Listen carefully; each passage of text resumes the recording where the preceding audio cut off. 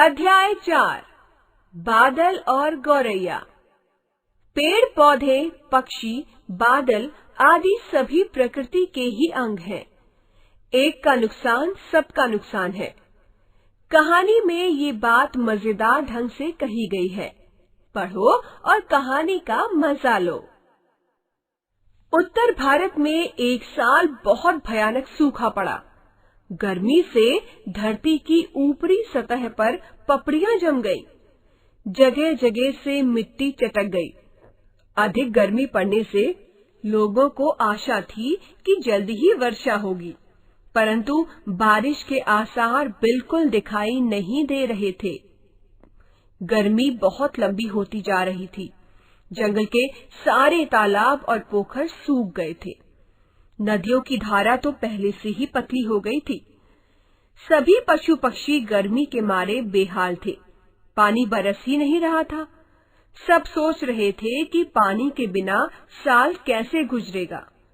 यही सोच सोचकर सब परेशान थे। वे रोज ही टकटकी लगाए आसमान की ओर ताकते रहते। हर कोई अपने अपने तरीके से वर्षा को बुलाने के उपाय सुझाता।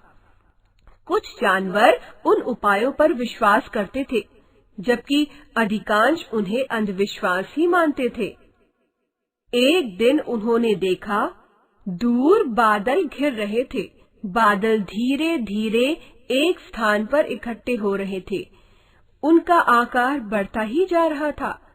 बादल बहुत घने और काले थे। ये माना जाता है कि यदि ऐसे बादल घिरेंगे तो जोरदार वर्षा होगी। सबको आशा बंधी कि अब अवश्य ही बारिश होगी। बारिश होने के आसार देखकर सभी खुश थे। बारिश आने की संभावना से ही वे नाचने लगे। उन बादलों को पहले उड़ते पक्षियों ने ही देखा था। खुश होकर पक्षी नीचे धरती पर आ गए।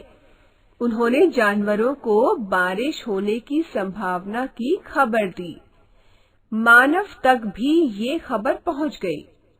आकाश में बादलों के टुकड़े दिखाई दिए हैं। सबका मत बना कि अब जरूर पानी बरसेगा। सूखा खत्म होने के आसार देखकर ही सब खुश थे। सब मैदान में इकट्ठे होकर खुशी से नाच रहे थे। बंदर की किलकारियां दूर दूर तक सुनाई देने लगी। इतना सब होने पर भी गौरैया किसी को दिखाई नहीं दी। वास्तव में इस सारे माहौल से कोई भी गौरैया खुश नहीं थी। इन दिनों उनके घोंसले बच्चों से भरे हुए थे। बच्चे अभी बहुत छोटे थे। अभी उनके पंख भी नहीं निकले थे, इसलिए वे उड़ नहीं सकते थे। बच्चों की सुरक्षा को लेकर गौरैया डरी हुई थी।